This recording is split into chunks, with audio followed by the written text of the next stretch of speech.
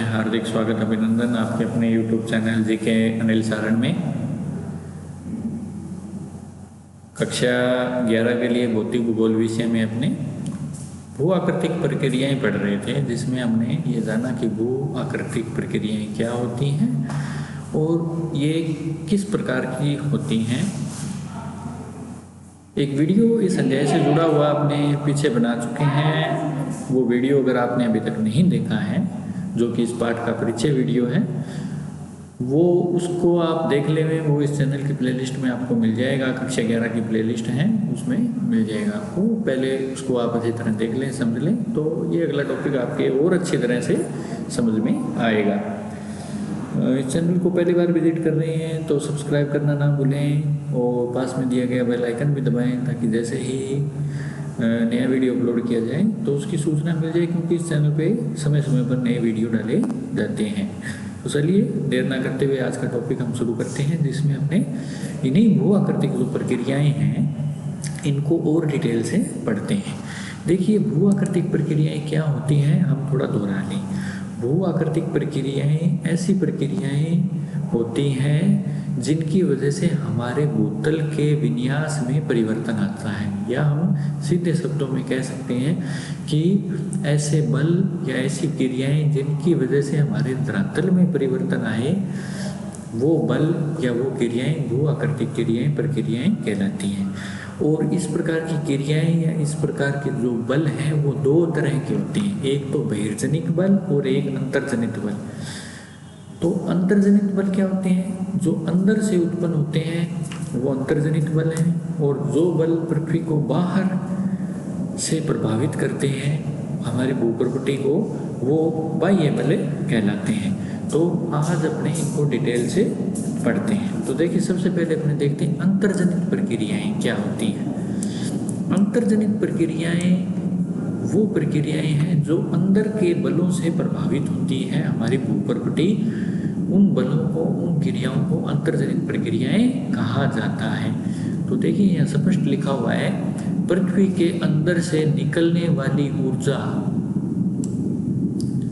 भू आकृतिक प्रक्रियाओं के लिए प्रमुख बल स्रोत होती है। यानी हमारी धरती के अंदर से जो ऊर्जा निकलती है, जो अंदर से जो ऊर्जा या अंदर से जो बल निकलता है, वो बल ही अंतर्जनित प्रक्रियाओं के लिए उत्तरदायी है। और अंतर्जनित प्रक्रियाओं से हमारे भूतल यानी हमारी भूप्रकृति में बदलाव आता है। पृथ्वी के अंदर की ऊर्जा अधिकांशतः रेडियोधर्मी क्रियाओं, घूर्षण एवं ज्वारीय घर्षण एवं पृथ्वी की उत्पत्ति से जुड़ी उष्मा द्वारा उत्पन्न होती है। देखिए, यहाँ हम सीधा ही समझ लेते हैं कि अंतर्जनित प्रक्रियाएं हमारे समझ में आ गया। अब जो अंतर्जनित प्रक्रियाएं होती हैं वो दो तरह की होती है, एक तो होती है पटल विरूपण और दूसरी होती है ज्वाला मुख्यता। तो अब हम सबसे पहले देख लेते हैं पटल विरूपण क्या होता है। तो चलिए सीधा ही चलते हैं, अपने इसको पटल विरूपण देखते हैं। पटल विरूपण क्या होता है? सभी प्रक्रियाएं जो भूप्रकृति को संचालित, उत्थापित यानी ऊंचा उठाती है, इसको चलाती हैं, इसको निर्मित करती हैं, वो क्या कहलाती हैं? पटल विरूपण कहलाती हैं। पटल विरूपण में निम्नलिखित सम्मिलित हैं। अब वो कौन कौन सी क्रियाएं हैं जिनकी वजह से हमारी भूप्रकृति संचालित होती है, ऊपर उठती है और निर्मित होती है? उसमें है तीक्ष्ण वलयन के माध्यम से पर्वत निर्माण तथा भूप्रकृति की लंबी व संकीर्ण पट्टियों को प्रभावित करने वाली पर्वतनी प्रक्रियाएं, यानी पर्वत निर्माण करने वाले बल, पर्वत निर्माण करने वाली पर्वतनी प्रक्रियाएं, यानी ऐसे बल जिनकी वजह से पर्वत निर्माण हो जाता है। वलयन ये होता है ऐसे, इस प्रकार ऊंचा नीचा होना, ये वलयन है। तो ऐसे बल जिनकी वजह से पर्वत निर्माण होता है वो पटल विरूपण बल होते हैं। धरातल के बड़े भाग के उत्थापन या विकृति में संलग्न महाद्वीप रचना संबंधी प्रक्रियाएं, यानी एक बहुत बड़े भाग को ऊंचा उठाना वाले जो बल होते हैं, जिनको महाद्वीप निर्माणकारी बल कहते हैं, वो बल पटल विरूपण में आते हैं। तो यहाँ पहला क्या है? पर्वत निर्माणकारी बल। दूसरे, महाद्वीप की रचना करने वाले बल पटल विरूपण में आते हैं। तीसरा, अपेक्षाकृत छोटे स्थान या संचलन के कारण उत्पन्न भूकंप, तीसरे भूकंप भी पटल विरूपण में आते हैं। चौथा, परपटी प्लेट के क्षैतिज संचलन, प्लेट विवर्तन की, यानी प्लेट का संचलन या जो प्लेटें खिसकती है नीचे, जैसा कि मैंने पिछले वीडियो में बताया था ना, मेरी पूरी पृथ्वी 7 प्लेटों से बनी हुई है, 6 मुख्य प्लेटों से बनी हुई है। तो ये जो प्लेटों का संचलन है ये भी किस में आता है, पटल विरूपण में आता है। तो ये पटल विरूपण बल क्या होता है, जो जिन बलों से पर्वत बनते हैं, जिनसे महाद्वीपों की रचना होती है, जिनसे भूकंप आते हैं, जो प्लेटों के संचलन के लिए उत्तरदायी होते हैं, ये सारे पटल विरूपणी बल कहलाते हैं। यानी जो पटल के रूप बदल दे, जो हमारे धरातल का रूप बदल दे, वो बल पटल विरूपण बल होते हैं।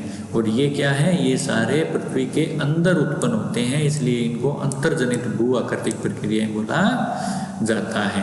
तो ये आपके समझ में आ गया होगा कि पटल विरूपण क्या होता है। अब अपने दूसरा इसका देख लेते हैं, ज्वालामुखीयता। अब आप कहोगे सर हमने तो ज्वालामुखी तो पढ़ा है, ये ज्वालामुखीयता क्या होती है।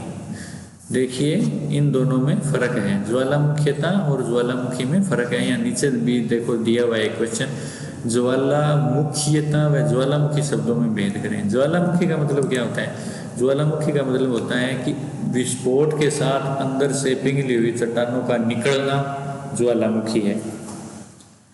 अब ये चट्टानें बाहर निकल गई, फिर इसका जो लावा या मैग्मा होता है वो इधर उधर बहता है, बहने से विभिन्न प्रकार की आकृतियाँ बनती हैं। कुछ आकृतियाँ बाहर बनती हैं, कुछ आकृतियाँ अंदर बनती हैं।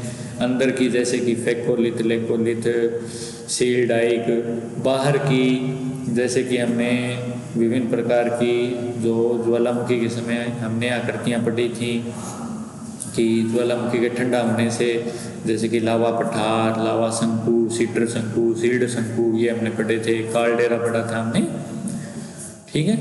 तो ये सब बाहर बने। तो ये जो सारी प्रक्रिया होती है ना, ज्वालामुखी निकलने से लेकर उसके ठंडा होकर विभिन्न प्रकार की आकृतियां बनने की, जो ये सारी चीजें होती हैं, इसको बोला जाता है ज्वालामुखीयता। तो निश्चित रूप से ज्वालामुखीयता है ना, वो भी हमारे धरातल में परिवर्तन लाती है। तो ये दो तो है भैया अंतर्जनित क्रियाएं, जिसमें पटल विरूपण है और दूसरी है ज्वालामुखीयता। ये दो हैं अंतर्जनित भू आकृतिक प्रक्रियाएं। तो ये हाँ, ये स्पष्ट हो जाना चाहिए कि हमारे धरातल को जो बदलाव लाते हैं, हमारी भूप्रपटी में जो परिवर्तन आता है, वो दो क्रियाओं द्वारा आता है। एक तो अंतर्जनित क्रियाओं द्वारा, एक बहिर्जनित क्रियाओं द्वारा। अंतर्जनित कौन सी है, पटल विरूपणी और ज्वालामुखी।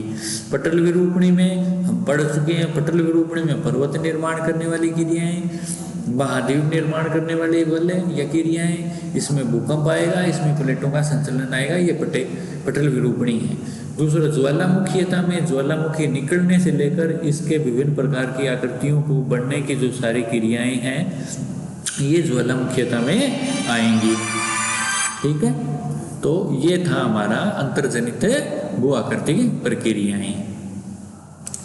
अब अपने देखते हैं कि बहिर्जनिक प्रक्रियाएं क्या होती हैं।